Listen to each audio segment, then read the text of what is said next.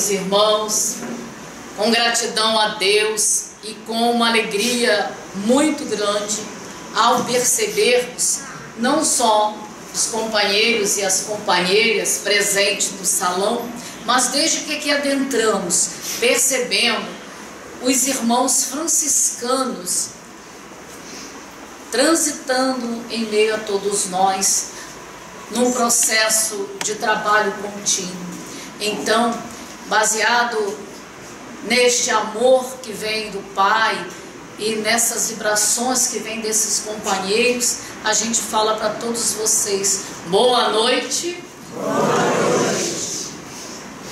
Poderia ser mais, hein? Mas tá bom. Então, gente, que a gente possa verdadeiramente agradecer a Deus. Como é bom viver, como é bom aproveitar a vida, como é bom conhecer as realidades da vida espiritual, como é bom poder participar dessas festas de convivência fraterna, mas acima de tudo, de intercâmbio com esses amigos espirituais. A casa está completando 7 anos, está bem novinha. A nossa Casa Fraternidade já tem 32, o que não significa que eu estou velhinha, tá, gente? Então, a gente sabe do quanto essa espiritualidade tem aproveitado esse espaço para realizar tantos trabalhos no bem e ajudar a cativar e motivar tantas almas a verdadeiramente valorizarem a existência e fazer esse processo de renovação. Que Deus nos envolva, que Jesus nos sustente e que esses momentos nos sirvam de grandes reflexões para a nossa caminhada evolutiva. A gente começa mostrando, desculpa, vou voltar, a nossa tela inicial, né? Reeducar os sentimentos para reconstruir o ser.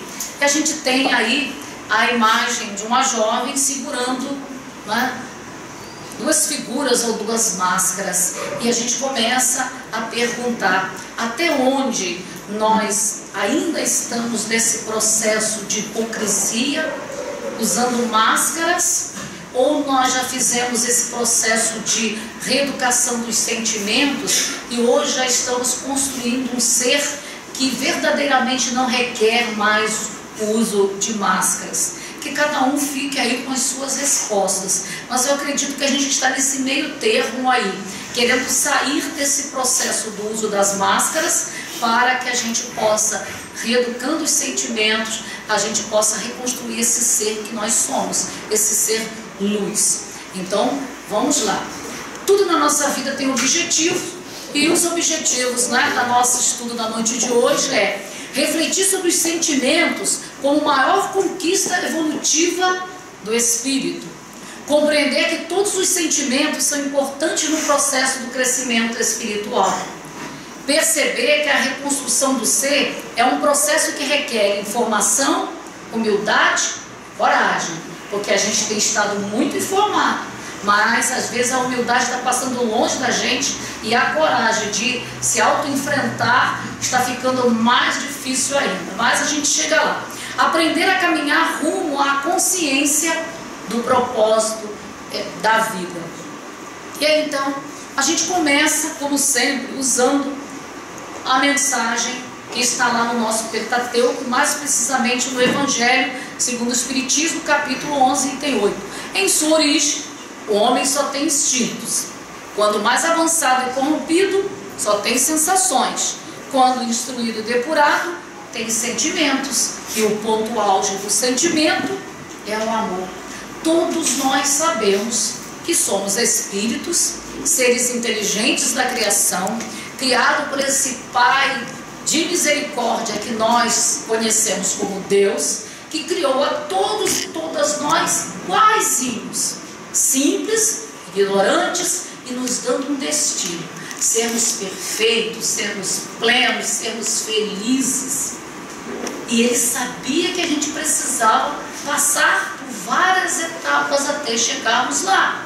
Já passamos pelo reino mineral, avançamos para o vegetal, chegamos no animal e agora estamos no reino hominal. E nesse processo a gente viveu o instinto pela necessidade da sobrevivência, as sensações nessa caminhada, e hoje nós estamos no reino hominal.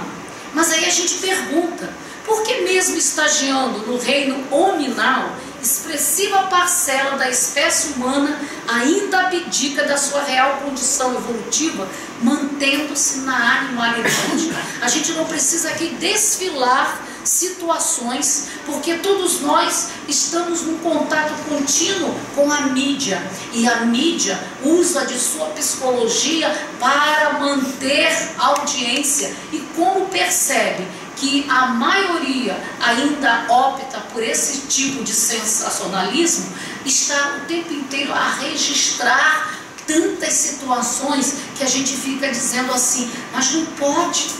Como? O animal defende sua prole, o animal faz de tudo, não é, para manter a sua prole, para defender a sua espécie.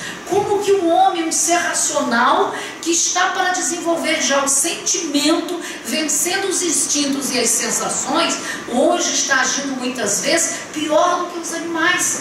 A gente vê relato de pais matando filhos, que é a coisa mais doída, filhos matando pais, e você fica, meu Deus, onde nós vamos parar? A gente está vendo aí a questão das sensações, as pessoas centradas nos prazeres da carne, da matéria, numa ilusão desenfreada. Então fica a pergunta para a gente, se nós não somos mais do reino animal, se nós já estamos no reino hominal, por que a gente ainda se permite viver tão centrado nesse instinto, nessas sensações, esquecidos que temos que desenvolver o sentimento e principalmente começar a praticar a vivência do amor? Esse processo é paulatino?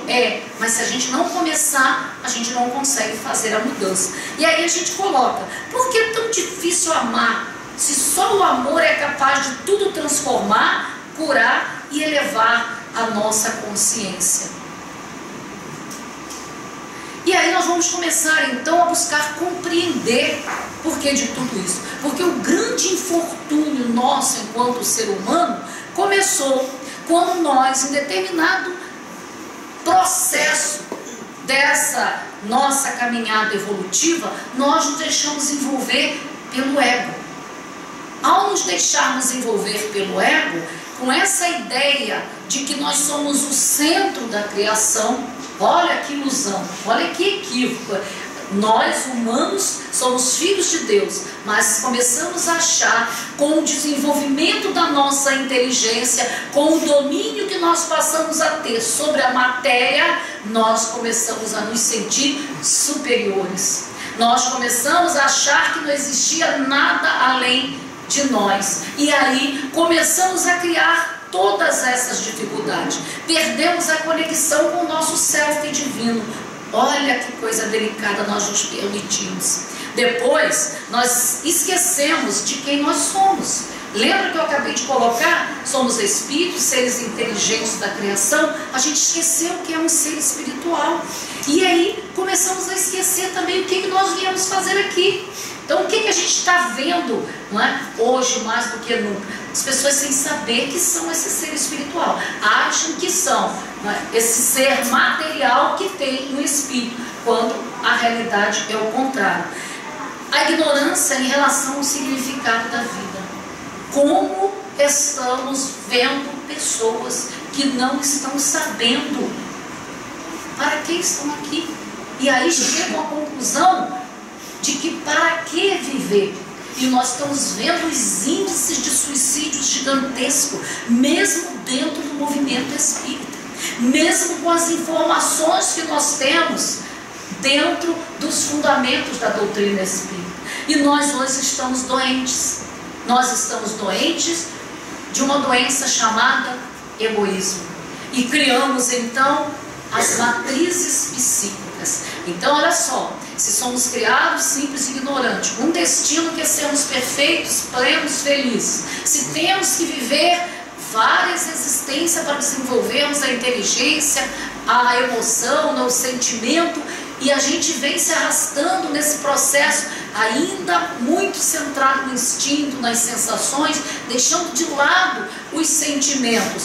A partir do momento que a gente se deixou envolver por essa, né, arrogância de se achar superior a tudo e a todos, e se esquecendo de quem é, se esquecendo do que veio fazer aqui, se distanciando de Deus, nessas sucessivas existências, o que foi acontecendo com a gente? A gente foi criando essas matrizes que estão registradas em nós.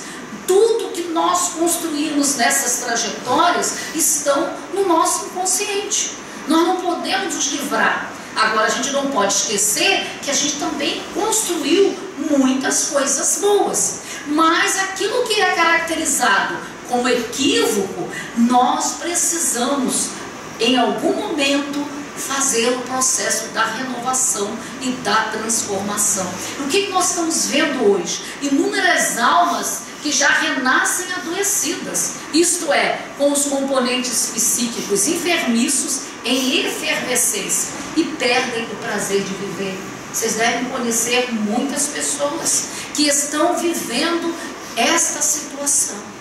Irmãos que, segundo a espiritualidade, estão sendo resgatados, porque Jesus falou que nenhuma das ovelhas que o Pai lhe confiou, elas se perderiam.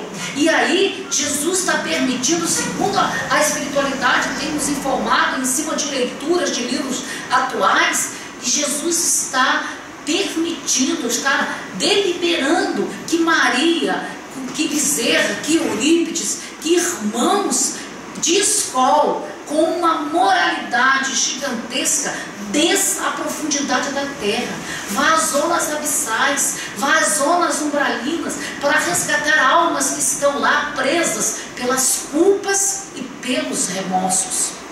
E chamando esses irmãos para tratamentos, e esses irmãos estão chegando aonde? Nas nossas casas espíritas, para receberem a possibilidade, a oportunidade de mais uma encarnação como uma última oportunidade. E o que está acontecendo, meus irmãos? Esses irmãos estão encarnando aonde? Nas nossas casas. Como filhos, como netos, como vizinhos, como sobrinhos, como alunos, estão convivendo conosco. E aí a gente está com aquela ideia, mas essas crianças estão chegando, não é? Elas são cristal. Tudo bem, nós estamos recebendo crianças cristal, crianças que vêm com um patamar de conhecimento, de inteligência, para fazer a mudança do sistema que nós estamos vivendo. Crianças aliás, mudei, né? Índigo, né? A cristal que vem para fazer toda essa mudança na área do sentimento, da emoção, do amor. Mas nós estamos recebendo muitas dessas almas. Segundo os amigos espirituais, nunca tivemos 1/5 da população ligada ao planeta Terra clamando por uma reencarnação. E elas estão chegando, estão pedindo socorro, e nós muitas vezes estamos aí criando laudos para as nossas crianças, síndromes disso, né? Deficiência daquilo, sem sermos especialistas. E, na verdade, são almas que foram resgatadas, que estão cheias de culpa, cheias de remorso, cheias de medo, e que estão chegando para a reencarnação, para filtrar tudo isso através do corpo, mas chegam aqui e a dor é tanta que elas não estão conseguindo se manter. E aí a gente está vendo quantas crianças e quantos jovens que estão partindo pela porta do suicídio, e a gente não pode continuar com esse processo. Abrindo um parêntese para relatar uma situação que a gente viveu recente. Tivemos a possibilidade de fazer uma viagem ao leste europeu e depois nós fomos à Grécia. Lá na Grécia, acompanhando um médium pelo WhatsApp, fomos informados que a Dona Maria Modesta Cravo é uma irmã que trabalhou 30 anos em Minas, num hospital psiquiátrico com o Dr. Inácio. Ela desencarnou e hoje ela trabalha no Hospital Esperança, na equipe de Eurípides Barçanufo, entre outros. E ela orientava que Jesus tinha deliberado que ela descesse naquela noite às zonas umbralinas para resgatar almas. E que os médios que pudessem ajudar levassem o dia tomando muita água, cuidando da alimentação, mentalizando, vibrando, tivesse um dia tranquilo. Às 18 horas, que esses médios, onde quer que estivessem, mesmo nos seus lares, pudessem entrar numa sintonia de boa leitura, de oração. Eu estava sozinha no hotel, meu filho saiu com a amiga que foi com a gente, e quando deu às 18 horas, lá era meia-noite, a diferença de fuso de 6 horas. E eu comecei a entrar na sintonia com o processo que estava acontecendo. Como a gente tem a mediunidade de desdobramento, quando a gente percebeu, a gente estava vislumbrando o que estava acontecendo. A luz gigantesca que ia à frente, conduzindo a caravana com ela, e os trabalhos que foram feitos de resgate. Mas eram tantas dores, tanto sofrimento, tantas dores, tanto sofrimento, que quando a gente retornou, o amparo da espiritualidade era tanta que eu tremia de emoção em cima da cama. E interessante, olha como que a espiritualidade trabalha.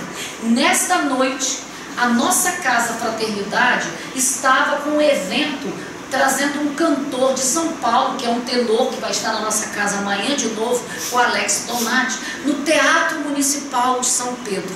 E de imediato a espiritualidade me orientou: vocês estão com um evento e nós vamos utilizar o evento de música para socorrer algumas almas.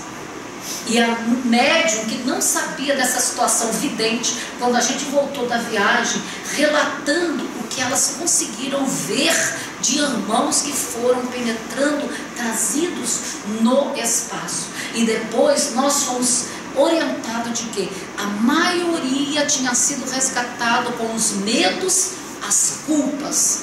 E que nós hoje estamos nos deixando envolver muito por medos e culpas. Quando começarmos a sentir medos e culpas, que a gente procure mudar tudo isso em nós. Porque quando a gente penetra nesse campo, de imediato nós estamos criando uma conexão com essas zonas, somatizando os nossos medos, somatizando as nossas culpas. Que a gente não se permita fazer isso, porque a gente está se prejudicando e não vai estar ajudando esses irmãos. Então, meus irmãos, estejamos muito atentos, porque são almas que estão circulando, que estão sendo resgatadas, que estão buscando esse auxílio nas casas espíritas e que também a gente está somatizando com elas. Então, usam, olha só, os vícios, a comida, o sexo e o poder como amortecedores da consciência. Então, olha só, se a gente teve essas experiências todas de outra existência, se a gente viveu no instinto, na sensação, a gente equivocou, a gente foi armazenando no inconsciente.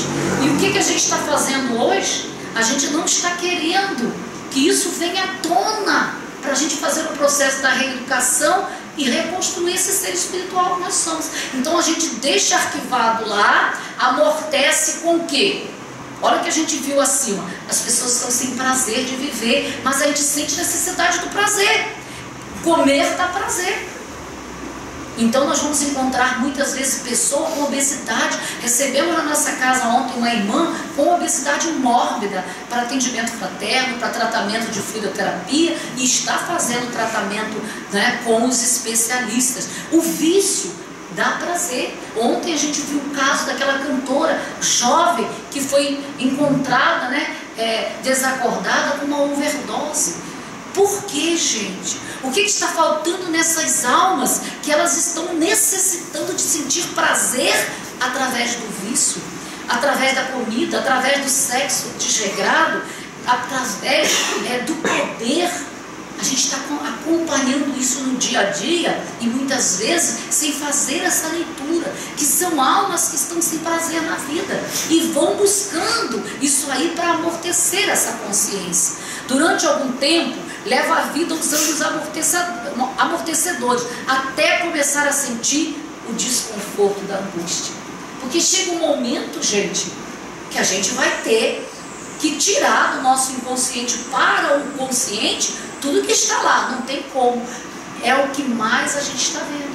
O que mais chega na casa espírita hoje para atendimento fraterno e tratamento, pessoas com angústias, pessoas com síndrome do pânico, pessoas com depressão, né? A depressão nada mais é do que o amor represado no coração. Olha só, então se você não está vivendo o sentimento do amor, está tão preso em você que chega um momento que você parte para a questão da depressão. Infelizmente, ainda é o sofrimento gerando o impulso da transformação. Então, que bom seria se não precisássemos sofrer para nos transformarmos com a vivência do amor. E aí a gente vai ver que a teoria do Big Bang sustenta a visão materialista de que não existe um propósito para a vida.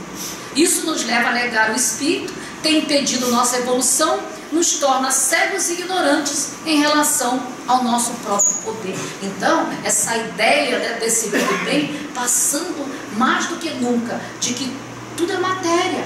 Então, eu sou um ser material. Você vai ver, então, o porquê desses irmãos hoje não estarem aguentando os sofrimentos que eles já trazem ou as situações que se apresentam no hoje. Por quê? Se eu sou matéria, daqui a pouco eu vou morrer, tudo vai acabar, para que eu vou arrastar essa dor? Para que eu vou enfrentar esse sofrimento? Para que eu vou ficar me desgastando para estudo, em trabalho? Frente ao primeiro problema, o que ele diz? Vou partir para o suicídio. Então a gente tem que estar muito atento aos gritos que muitas vezes estão dentro da nossa própria casa. Muitas vezes é um filho, a gente não está se dando conta que ele está gritando para um pedido de socorro. Ele não chega para dizer que está com aquele problema, que ele precisa de atenção, que ele precisa de um tratamento, mas a maneira que ele tem é ser mal criado, é ser agressivo, é ser debochado.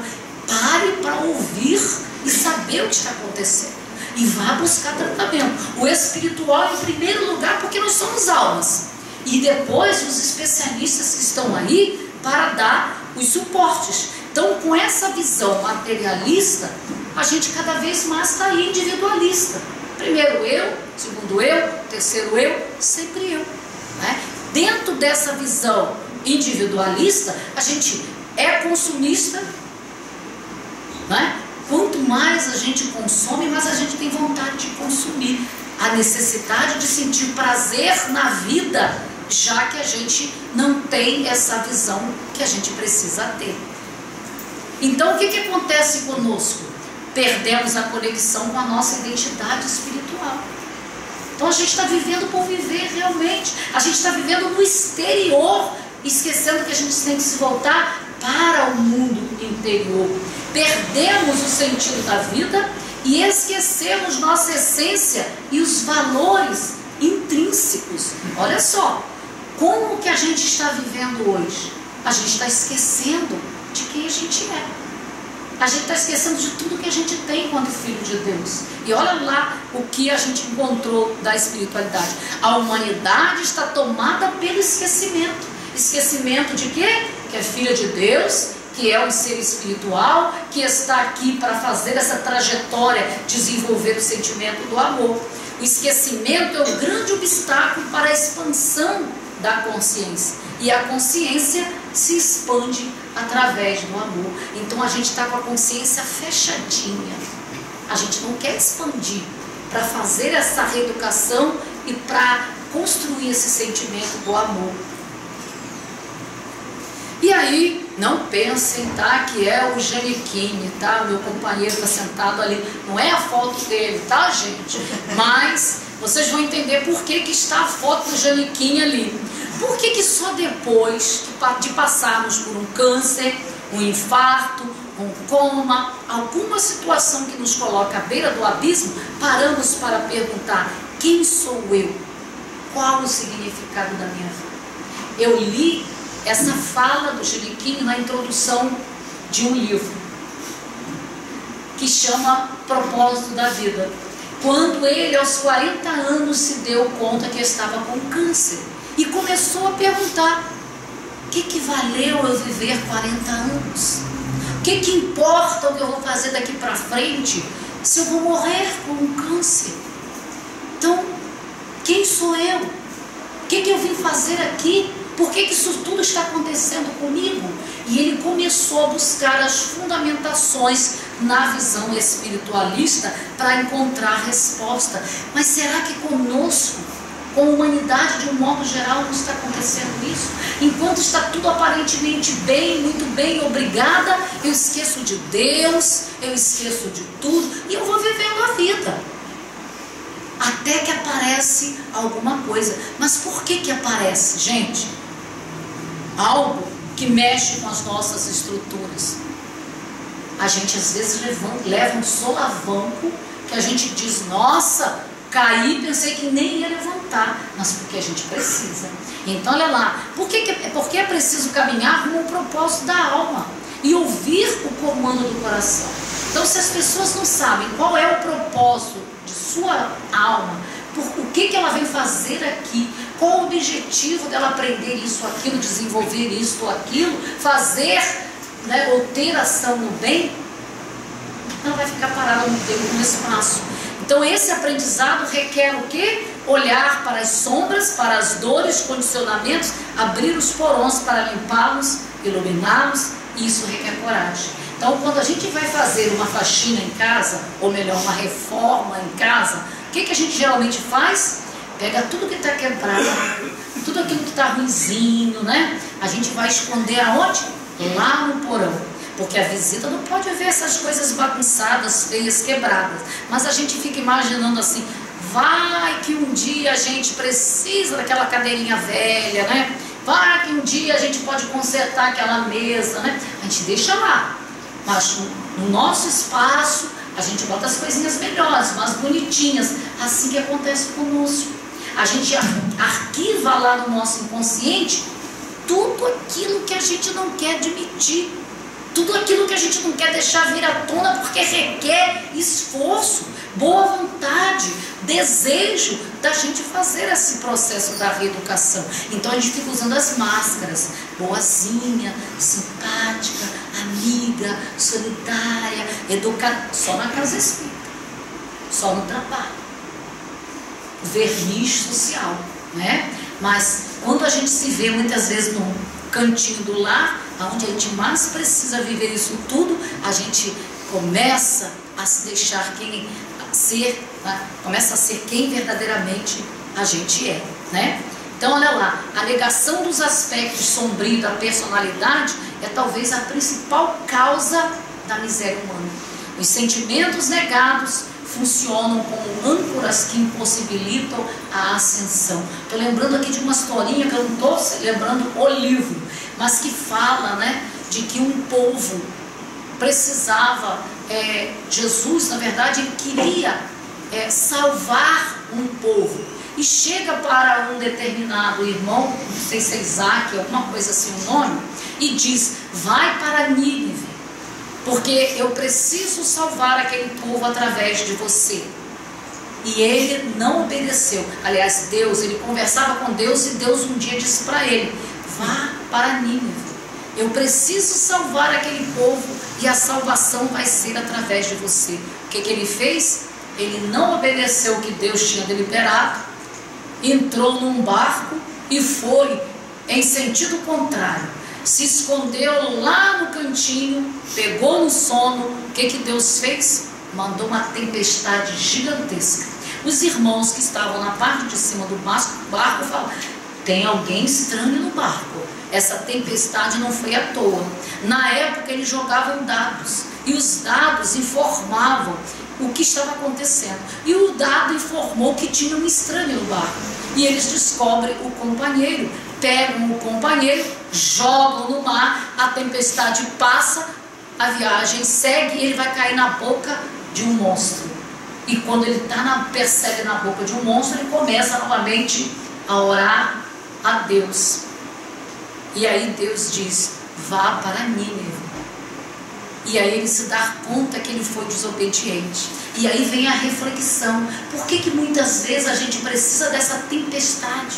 Por que a gente precisa parar lá na boca do monstro, ou seja, numa situação muito delicada, para a gente começar a acordar, para trabalhar esse sombrio em nós? E aí A perda, né, da conexão com o que somos causa feridas emocionais, reforçando, né, que são amenizadas com anestésico psicoemocional na negação. Então é muito mais fácil negar do que admitir. E eu digo que está na hora da gente parar com isso. Eu não tenho ódio, eu sou espírita, eu sou médium da casa, eu aplico paz, tenho ódio não. Mentira, a gente tem ódio sim. Em quantas situações a gente às vezes se vê com uma vontade de apertar o pescoço de alguém, né? O meu tá com o pescoço fino ali onde é Miquinho, porque quando me dá raiva, geralmente eu parto do pescoço dele, tá afinando a cada dia, gente. Mas a gente tem. Eu não tenho inveja, mentira. Chega na casa espírita quase babando de inveja daquele médium que recebe o espírito, que dá uma comunicação que todo mundo chora. Não tem inveja não, mas é mentira. A gente tem inveja sim. Não, eu não tenho medo. Aí vou fazer um concurso, treme toda, porque eu não vou passar, porque eu não vou conseguir. O medo é um grande recado. Confie em você, faz a sua parte, você consegue, é só fazer a sua parte, né? Então a gente tem que admitir que tem, porque enquanto eu não admito que eu tenho esses sentimentos, eu não vou buscar ajuda, eu não vou trabalhar-me. Então não mantenha escondido nesses porões, não. Vá tirando as máscaras e vá admitindo. As pessoas precisam aprender a gostar da gente do jeito que a gente é. Não é a grande proposta hoje a convivência com respeito às diferenças? Somos todos diferentes, porque somos individualidades. Então a gente tem que conviver dessa forma, transparecendo quem a gente é. Até para quê? Para que nesse processo a gente se autoajude. Porque às vezes a gente não está enxergando, mas o outro está enxergando. Dizem que o melhor amigo nosso é o nosso inimigo, porque o nosso inimigo joga no nosso rosto sem menor preocupação. E o amigo fica assim, não vou dizer não, porque ele vai ficar melindrado comigo, e com isso deixa de ser amigo, né, gente? E a gente vai com essa ilusão, não, que eu sou realmente nota 1000. Quando a gente cai na gente, quem percebe que não é nada disso, né? Então trata-se de um mecanismo que tem poder de jogar para os porões do inconsciente todos os sentimentos negativos, todo o conteúdo interno que não queremos ver e sentir. Esse mecanismo fortalece a crença inconsciente de que somos vítimas carentes. Já viram aquelas vítimas que chegam às vezes nos consultórios, chega na casa espírita também. A gente tem uma situação lá na nossa casa bem delicada. Tudo é a filha. Ela está acabada, ela está abatida, ela está arrasada, mas é a filha. Aí você vai ouvir o outro lado, não é isso. Então a gente tem que parar essa ideia de vítima. Nós não somos vítima. Leia aquele livro Somos Todos Inocentes. Eu vejo que a gente somos todos inocentes e estamos todos culpados pelas trajetórias nossas, gente. Então, ser vítima é muito fácil. Enquanto a gente está vestindo a camisa com aquela letra garrafal, vítima, a gente está parado sem fazer nada. E é tão bom a gente ficar na zona de conforto e ainda apontar culpado. Não, sou uma vítima porque o meu marido é verdadeiramente um capetinha que entrou na minha vida. Mentira. Não, eu sou uma vítima daquela esposa que é uma víbora na minha casa. Mentira.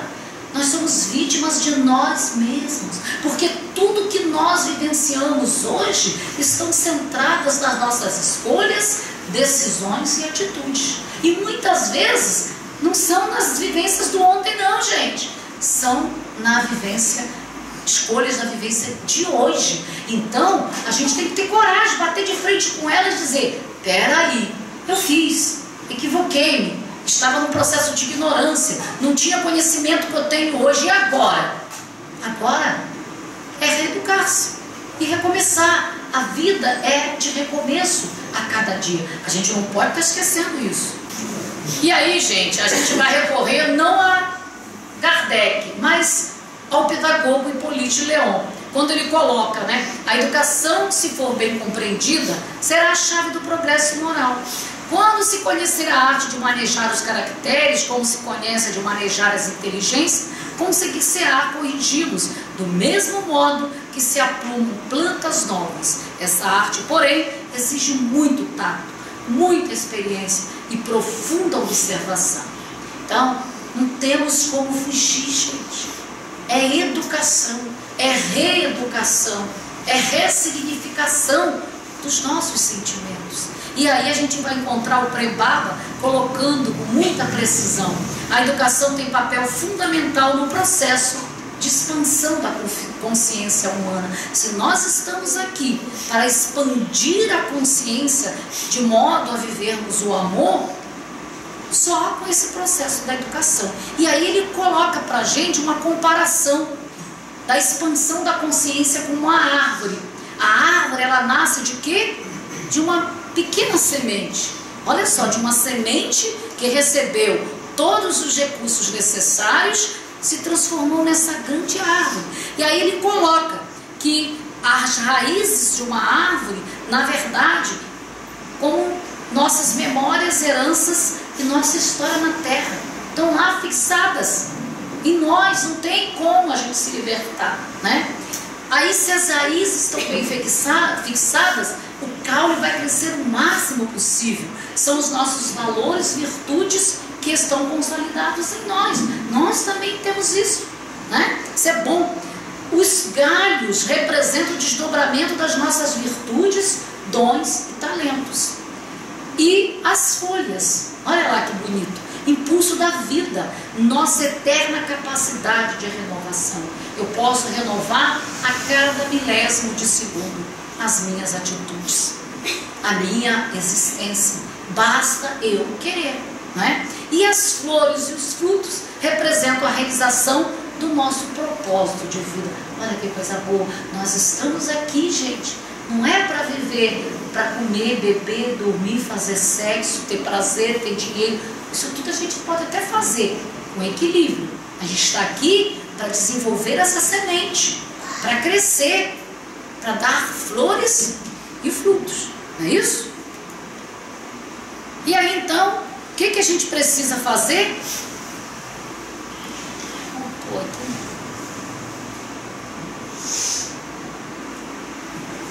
A gente precisa começar a enfrentar o desafio de reeducar os sentimentos. Ou a gente faz, ou a gente faz. Ninguém vai fazer por nós, tenhamos certeza. A gente vê isso até nos espíritos que chegam na nossa casa, nas nossas reuniões mediúnicas, endurecidos. Não adianta, eu não mudo, você não vai me convencer, eu sou do mal mesmo. A gente começa com a oração, começa a cantar, né, a Ave Maria, daqui a pouco ele está sensível, quando vê, perdeu as forças, vai se deixando envolver, está adormecido, vai sendo conduzido pela espiritualidade. Todo mundo se reeduca, muda, né? Então a primeira coisa que a gente precisa fazer nesse desafio de reeducar os sentimentos, lidar com os sentimentos negados, que eu acabei de falar. Não minta para si mesmo que não sente ainda esses sentimentos que todos nós temos. Nós temos raiva, nós temos ódio, nós temos medo, nós somos inseguros, nós temos inveja. Temos.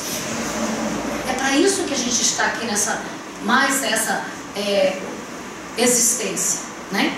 Decidir enxergar o que está por trás dele, porque por trás de cada sentimento negado há uma história, há uma situação, há uma vivência, há algo que nos marcou no ontem e no hoje e que a gente está guardando lá porque ainda dói.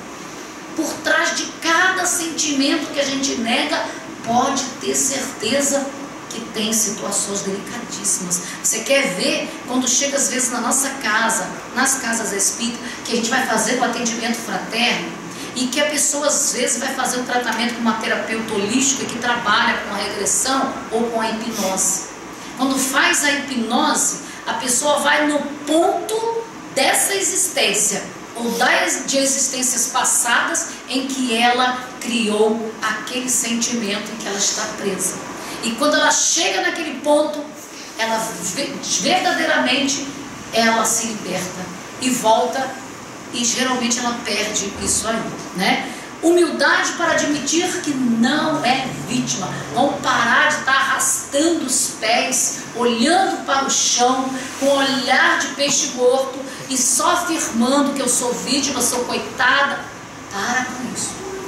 Assuma, né, a sua existência e vá fazer as modificações que precisam ser feitas.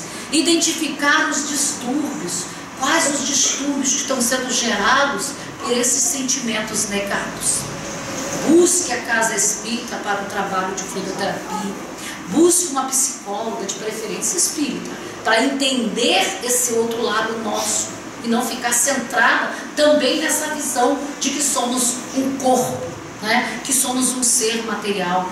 Busque uma terapeuta holística. Não estou puxando a brasa para minha sardinha não, tá, gente? Mas o terapeuta holístico, ele faz todo um trabalho integral, né? O físico, o mental, o emocional e o espiritual, ajudando você a se libertar. Vai buscar um psiquiatra se for necessário, um neuropsiquiatra, alguma coisa para te ajudar a sair desse momento, né? A se auto-enfrentar. Comprometer-se com a cura. Leia o livro de De Luca, que fala O Médico Jesus. Gente, aquele livro já é a cura.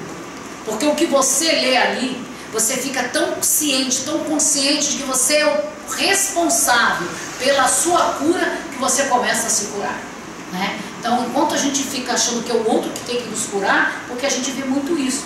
Às vezes você vai para o médico, é o médico que tem que curar, né? O médium forte da casa espírita que tem que te curar. É o amigo espiritual que te curar. Todos vão te ajudar. Mas se você não se autoajuda, não flui. A gente recebeu, há um tempo atrás, uma jovem senhora com várias tentativas de suicídio. Na igreja Testemunha de Jeová, né? Com 2 sessões mais ou menos de fluidoterapia, ela era outra. Estava participando dos nossos estudos, do livro Emoções que Curam, dando depoimento da sua vida. De repente foi envolvida, segundo informações, pelo filho, pelos irmãos, para que ela voltasse, porque ela, na verdade, ela estava convivendo com o demônio. E ela voltou. Agora, há 2 semanas mais ou menos, ela retornou à nossa casa, depois de uma outra tentativa de suicídio, e foi salva pelo jovem filho, e ela chegou arrastada. E, mais uma vez, hoje, a gente contactando com a irmã para saber o que aconteceu, porque ela não está dando sequência novamente aos tratamentos. Então, comprometer-se com a cura, gente. Eu preciso olhar para mim e dizer, pera lá, eu posso me curar.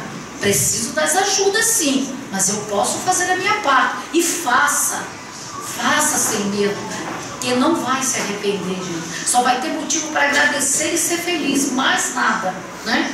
Coragem para desconstruir as máscaras. Fácil, né, gente? Desarmar-se. Como que as pessoas andam armadas? Alguém vai para dar um abraço e ela já parte para agressão verbal, como se autodefendendo, achando que o outro está vindo para lhe agredir ou fazer algo, pelos traumas que ela já viveu muitas vezes. Então está armada o tempo inteiro. Tem gente que não consegue receber um carinho, fica à distância, como que medo de receber um abraço e um beijo. Vamos começar a fazer isso em casa. Eu li no livro do De Luca essa semana, chamado Minuto com Chico Xavier, um textinho que fala do Cepacol. Eu falei, meu Deus, o que tem a ver Cepacol com essa história? Mas vou entender, né? Um senhor, se alguém conhece vai confirmar, estava no hospital, muito mal, a família volta, e ele chama a enfermeira e pede que a enfermeira limpe a sua língua e os seus lábios com o Cepacol. Todo mundo ficou assim sem saber. E aí, quando a enfermeira acabou de fazer a higiene, ele chama com gesto a esposa para ela se aproximar. Ele dá um beijo prolongado na esposa, em seguida ele dá um último suspiro e passa pelo fenômeno da morte, né? E aí vem a reflexão abaixo do De Luca. Por que muitas vezes a gente precisa esperar usar o cepacol para dar um beijo em alguém que nós amamos? Por que a gente não diz mais eu te amo, você é importante para mim, que bom que você está aqui, que bom que você está construindo isto comigo? É para isto que a gente precisa, é isso que a gente precisa fazer, desenvolver isso no dia a dia. Às vezes no último instante é que a gente vai perceber isso, como a gente viu recente. A gente foi ao velório de um tio de 93 anos, não chegou lá não, mas ele chegou, 93 anos, desencarnou dentro de casa assim, pá, caiu. E ao lado da capela mortuária, um jovem de 15 anos, jogando bola, pegou uma bactéria de gato, foi para o rio e não teve condições. A bactéria foi fulminante, 4 dias. Cada um que chegava era um desespero. Eu falei, Senhor, eu preciso dar um abraço nessa mãe. A mãe já tinha passado mal, a avó já tinha passado mal, já tinha ido para o hospital. Eu cheguei, bati no ombro dela e falei, minha irmã, deixa eu te dar um abraço. Aí eu dei um abraço forte. Falei para ela, nada que eu te fale nesse momento vai suprir a sua dor. Só quero te dizer que Deus te ama, está atenta a você e certamente ao seu filho, que está aí, é só o corpo. Ela olhou para mim e falou, eu sei. E continuou chorando. Mas me deixou assim numa aflição, porque na cabeça daquele corpo tinha 3 pessoas da família chorando desesperadamente numa lamentação, e eu percebendo o espírito ainda conectado mentalmente no cérebro daquela alma, daquele corpo, sentindo aqueles choques.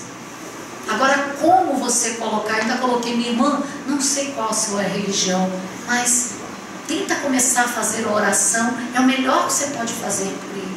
E aí a gente não percebeu que isso foi feito. Então, para a gente que tem essa visão, a gente fica, meu Deus do céu, quanta coisa que a gente faz que prejudica ao invés, né, de beneficiar. Então, expandir a consciência de si mesmo é o trabalho nosso, não é? E retornar à identidade real, descobrir o propósito da vida. Então é isso que a gente precisa fazer. Mas qual é o propósito da nossa vida? Lição de casa. Podemos esquecer mais essa receita não. Expandir a consciência e despertar o amor. É para isso que nós estamos aqui, gente. Não é para ficar vivendo o instinto, as sensações, matando, morrendo, se suicidando, por não encontrar prazer no viver, nem significado na vida. E aí, aqui em Macaé, já me falaram que não acontece isso. Eu é que era uma mãe dessa aqui, tá, gente? Os venenos que a gente cria nas consciências, que criaram muitas vezes na nossa, mesmo com o propósito de nos fazer o bem, de nos educar, e que muitas vezes nós estamos equivocados, criando esses venenos na alma de nossas crianças que estão aí reencarnadas, né? Olha lá, a criança jogou uma bola na seta, quebrou a vidraça e a mãe, com a correia, partiu para cima, né? Então deixamos de ser espontâneos e começamos a usar as máscaras, criamos uma falsa identidade. Então quantas vezes nós fomos educados ou ainda estamos educando com essa situação? Saia daqui, você não presta, para de fazer isso, já mandei calar a boca, saia. E a gente vai botando só, aí a criança começa a sentir que não é amada. E para chamar a atenção e se sentir importante e amada na família, na escola e na sociedade, a gente começa a usar essas máscaras de bonzinho, de perfeito, né? De amiguinho, de solidário. Então já começa em casa com as crianças. E nós muitas vezes permanecemos nesse processo até hoje. Então a gente tem que começar a quebrar isso aí. Deixamos de ouvir a voz do coração e passamos a ouvir a voz da mente. Então, o que mais nós estamos fazendo? Quando o Bezerra de Menezes, em 1999, comemorando o Pactual e 50 anos, né, em Goiás, ele convoca 5.000 espíritos que estavam encarnados, desdobrados e que estavam desencarnados, que tinham sido ou não espíritas, poetas, artistas de outros continentes, para chamar a atenção. O primeiro século do terceiro milênio é o século dos sentimentos. É o aprendizado e a vivência do amor. Ou a gente vive isso, ou a gente vive isso. E nós estamos percebendo o como é difícil. E principalmente quando ele coloca da importância dessa vivência, dessa convivência nas instituições religiosas. E com todo respeito, a gente está vendo muitas vezes as instituições espíritas se transformando em universidade do espiritismo. Mas a vivência do amor está guardada. A fraternidade, a solidariedade, nunca foi tão importante a gente receber, acolher, ouvir, orientar, aconchegar, cuidar com carinho dessas almas que chegam em nossas casas, dos dois planos da vida. Porque quando vem um com angústia, quando chega alguém com depressão, com síndrome do pânico, juntos, geralmente vem uma quantidade de irmãos. E a gente fala isso pelo trabalho que a gente realiza na nossa casa às quintas-feiras, depois da palestra pública, que foi batizado como a fluidoterapia com a desintoxicação energética. Nós temos médiuns videntes, clarividentes, que percebem o que está por trás da situação. E aí os espíritos são trazidos, às vezes eles ficam lá de fora, às vezes eles ficam no caminho esperando, às vezes eles ficam em casa, e aí a espiritualidade traz. O ser foi tratado nas macas e o espírito de imediato é tratado através dos médiuns. E muitas vezes a gente recebe o recado desses irmãos, pode fazer o que quiser com ele, porque ele está conectado conosco na zona umbralina de onde ele saiu. E a gente tem que estar naquele processo de oração, a espiritualidade trabalhando até haver a libertação do encarnado na conexão com eles e deles na conexão com o que está encarnado. São N situações. Eu vivi uma experiência muito interessante. Eu, ao longo do tempo vai passando. Uma experiência muito interessante. Um senhor chegando na nossa casa depois de 7 anos de depressão e insônia. Começou a fazer um tratamento. Ele é bem fortinho, assim, tipo aqui o meio geniquinho, mas bem mais, tá, gente? Aí ele estava lá deitado, acho que já eram umas 4 ou 5 sessões, e a gente foi aplicar, né, o passe nele. Quando a gente olhou para ele, parecia que tinha alguém que tinha vestido, como se fosse uma capa que o vestiu. Falei, Senhor, o que é isso, meu Deus? Aí fizemos o passe e a espiritualidade me orientou que eu ficasse na direção da cabeça dele. Quando eu comecei a irradiar e mentalizar e pedir, eu senti como que aquilo fosse fazendo assim, saindo dos pés, foi subindo, foi subindo, foi subindo, e saiu e veio para a minha psicosfera. Numa outra reunião, outra médium viu que esse irmão não entrou, ficou no pátio da nossa casa, e a espiritualidade, através do pensamento dela, foi lá e o resgatou. Então, para a gente ver como que eles têm um manejo gigantesco para se manter na conexão da gente. E se a gente não tiver, né, essa fé, essa confiança e esse auxílio da espiritualidade, as coisas não fluem. Mas a importância da mudança, porque a gente foi descobrir na 6ª sessão, a gente foi fazer a avaliação e ele falou, eu estou bem melhor. Ah, mas eu queria tanto que você permitisse que a gente fizesse mais umas sessões. Falei, não tem problema não, amigo, faz mais umas 4, completa a 10ª.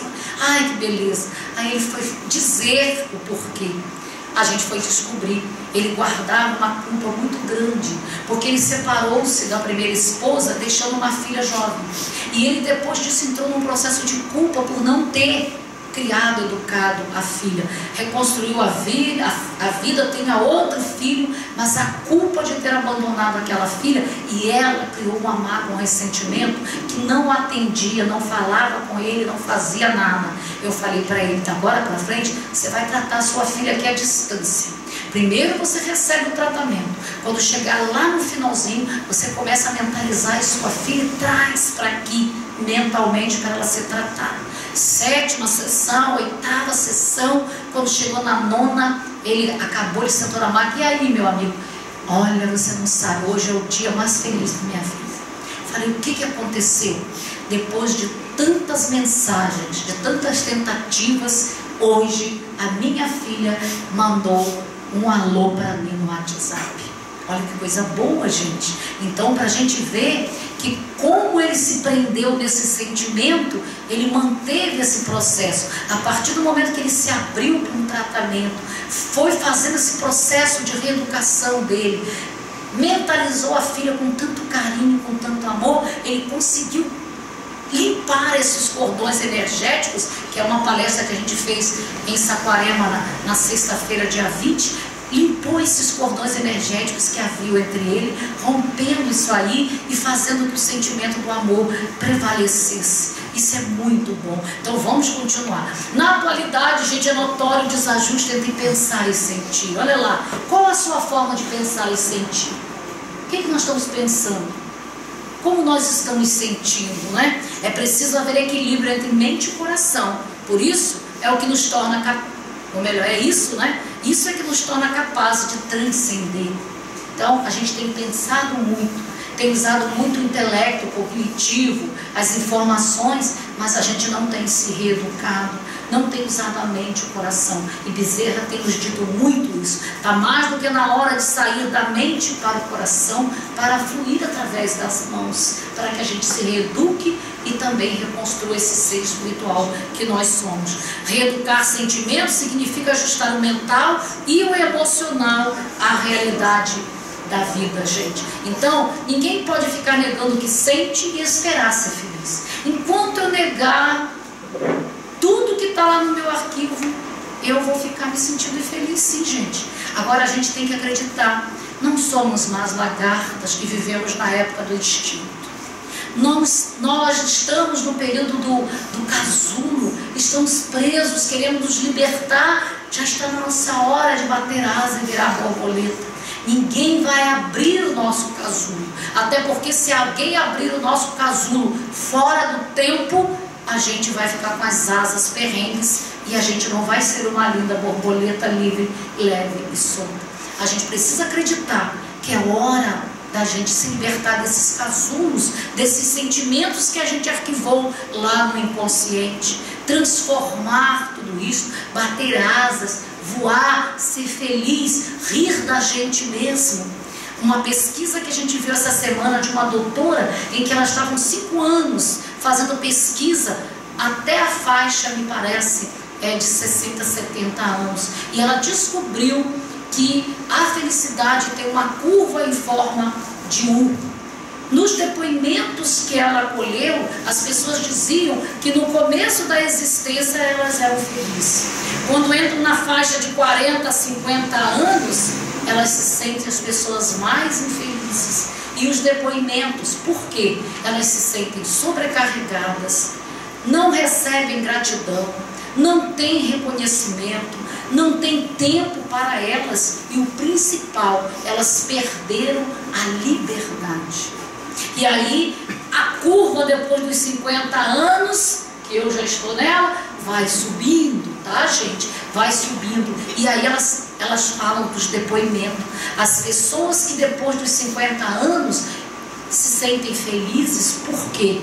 Porque acima de tudo começam a olhar para elas, se valorizarem, se respeitarem, se cuidarem e readquirem o principal, a liberdade. Aí ela coloca uma coisinha que essas senhoras começam a usar, uma palavra chamada B. Quando elas botam uma mini saia e ao passar alguém diz: ora lá, meu Deus, querendo ser jovenzinha com as pernas cheias de celulite com a mini saia, e ela usa o D, dane-se. Nossa, aquela piriguete namorando um cara bem mais novo do que ela, dane-se.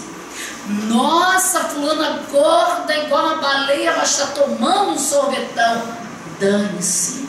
Porque a gente passa a não se preocupar mais com a opinião dos outros, o que as pessoas dizem, o que as pessoas pensam, o que as pessoas querem para a vida da gente. A gente passa a ser quem a gente é, a fazer aquilo que dá prazer, que a gente gosta, claro, gente, com o equilíbrio e sem o equívoco. Então a gente vê que realmente a humanidade está vivendo muito centrada nisso. Os WhatsApps, né? e os Facebooks principalmente, mostrando vidas irreais, pessoas vivendo de máscara, transparecendo ser o que não são, terem uma vida que não tem, uma felicidade que não possui, o que retrata, na verdade, um grande vazio existencial, uma grande carência afetiva. Mas eu preciso chamar a atenção, eu quero que o outro tenha inveja de mim. Vamos parar com isso, né? Menina, eu vou ter mais 4 minutos. Então, olha só, eu preciso ser humano. Humanizar é vencer essas defesas instintivas. Paremos de usar máscara, paremos de admitir que somos vítimas, né? Assumir a luta contra o nosso complexo de inferioridade. Na casa espírita tem muito isso. Vamos servir a água? Não, sou muito pequena. Quem sou eu para servir uma água magnetizada? Hipocrisia, gente. Vamos servir água sim, que seja um galão de água, mas vá servir, porque a gente pode, a gente começa por aí, né? Para partir para uma batalha sem trégua da tarefa de melhoria e aprimoramento, vencendo medos, frustrações, culpas e outros monstros emocionais. A gente é muito mais do que isso. Eduque e transformarás a irracionalidade em inteligência, inteligência em humanidade e humanidade em angelitude. Como devemos educar um sentimento, um afeto, uma emoção que não pode ser cultivada, olha o que Joana diz, pelo exercício mental, mediante exercício de consciência lúcida. Olha só, tudo depende da nossa consciência. E aí, a proposta, né? Assumir os erros e curar o egoísmo. Não é a nossa grande doença? Porque a gente começou a trabalhar o ego. E aí a pergunta, né, no Livro dos Espíritos, que todo mundo conhece: qual o meio mais prático e eficaz que o homem tem de melhorar nessa vida e resistir à atração do mal? O sábio da antiguidade já o disse: conhece a ti mesmo. Mas aí eu pergunto para vocês, o que é esse conhece a ti mesmo? Que todo mundo tem medo, ninguém quer enfrentar, está correndo a léguas de distância, se bobear, pula cerca ou muro alto, mas não quer fazer esse processo de autoconhecimento. Olha lá, porque o autoconhecimento é isso, é o sinônimo de lembrança de si mesmo. A partir do momento que eu começar a fazer o meu autoconhecimento, eu vou lembrar que eu sou um espírito, um ser inteligente da criação, um filho de Deus, que tenho talentos, que tenho dons, né, que posso realizar tanta coisa, mas também tenho os meus arquivos lá do inconsciente. Quando lembramos de nossa identidade real, retornamos automaticamente ao caminho do coração, que é o programa da nossa alma. Então não tenho medo não, gente. Saiam daqui dizendo, batendo no peito: sou um espírito, sou um espírito, sou um espírito, e da agora para frente vou me autoconhecer sim, porque eu quero lembrar de tudo, quero fazer a reeducação, quero reconstruir quem eu sou, porque eu quero ser luz, porque Jesus já colocou: sois o sal da terra. Será que a gente está dando gosto à nossa vida, saboreando a vida do outro, como o sal dá prazer aos alimentos?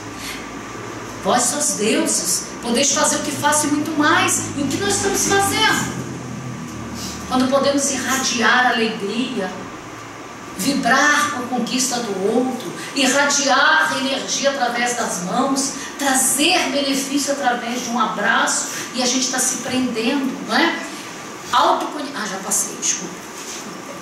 Reconstruir o ser, gente, é a fase, guardem isso, pode fotografar, é a fase do processo de autoconhecimento, na qual nos dedicamos à exploração da consciência, para identificar aquelas partes de nós mesmos que por alguma razão não aceitamos e escondemos, e que agem à revelia da nossa vontade consciente, sabotando a nossa felicidade. Então, às vezes, você diz assim: ai, eu vou fazer isso assim, assim.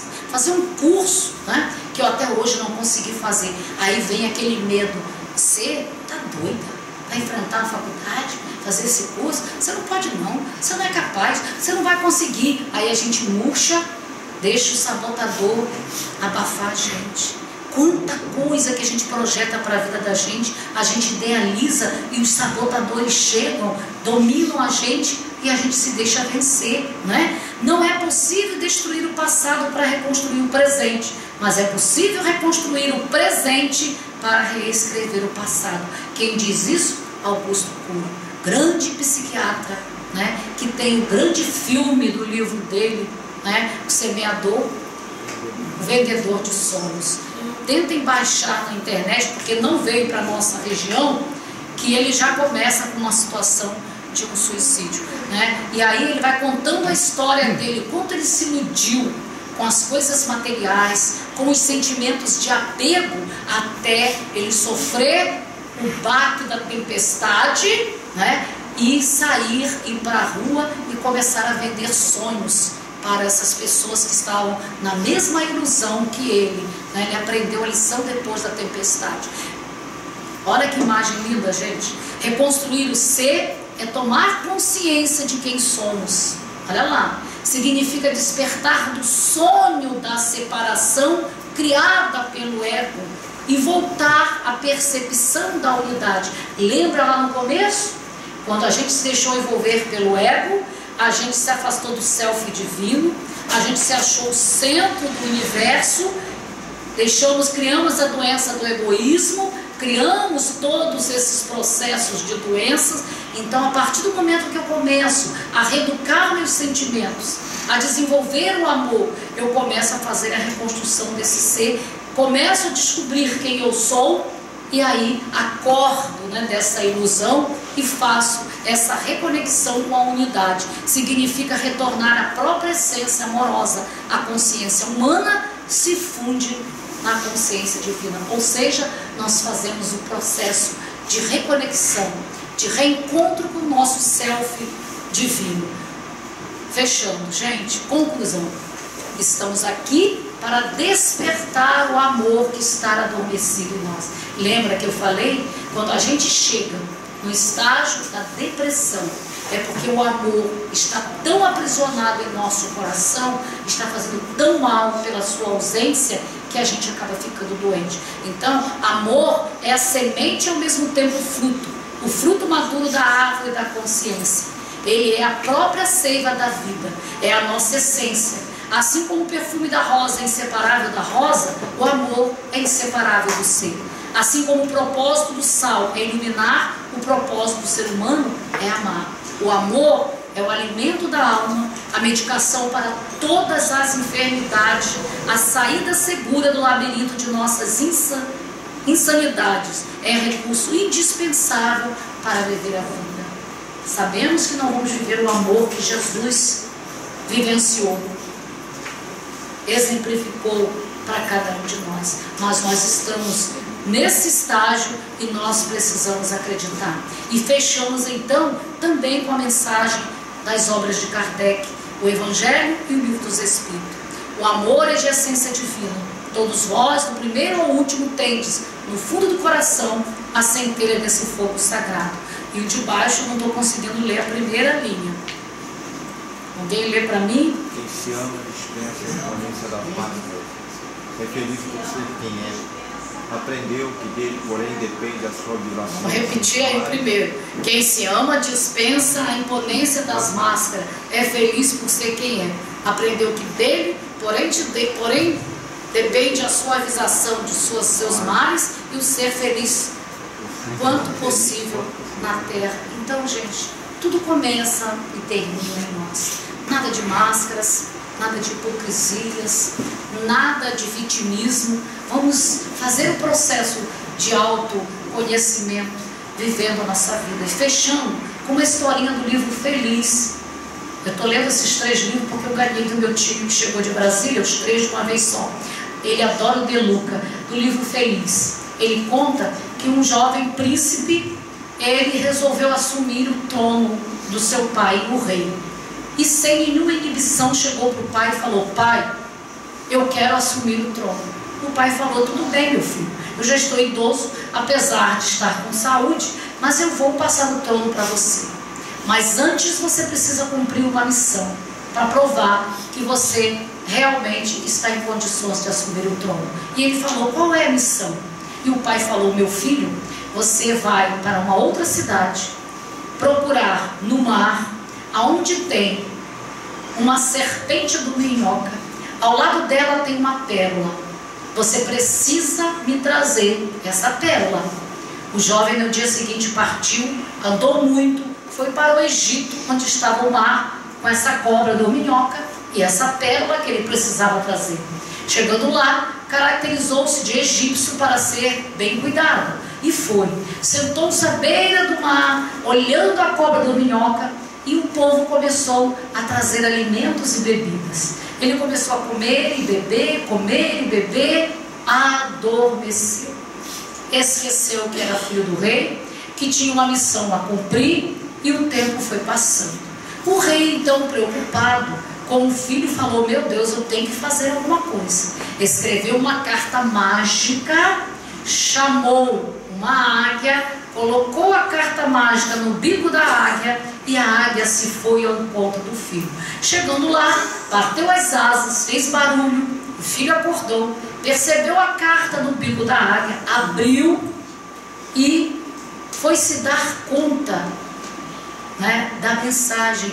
E aí ele acordou daquele sono, lembrou que era filho do rei, lembrou que tinha uma missão a cumprir. De imediato percebeu que a cobra estava dormindo, passou a mão na pérola e voltou para casa. Chegou em casa, entregou a pérola ao pai e falou: pai, agora eu estou pronto para assumir o trono. E o pai então foi dizer para ele, né, a grande lição, que é para todos nós. Na verdade, a pérola não tinha nenhum valor, ele só queria que o filho amadurecesse para ter condições de assumir o trono. E aí fica a lição para nós: até onde nós estamos nesse processo dessa vida material, entrando nesse processo de sono, esquecendo que somos filhos desse Pai maior que é Deus, que temos um grande propósito na nossa existência, e que o grande propósito da nossa existência é verdadeiramente expandir a nossa consciência, reeducar os nossos sentimentos e desenvolver o amor.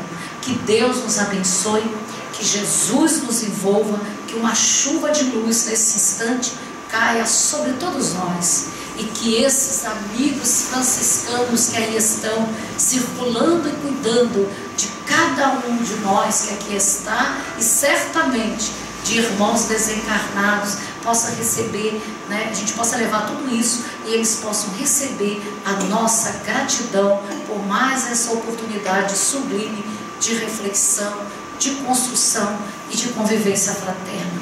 Muita paz.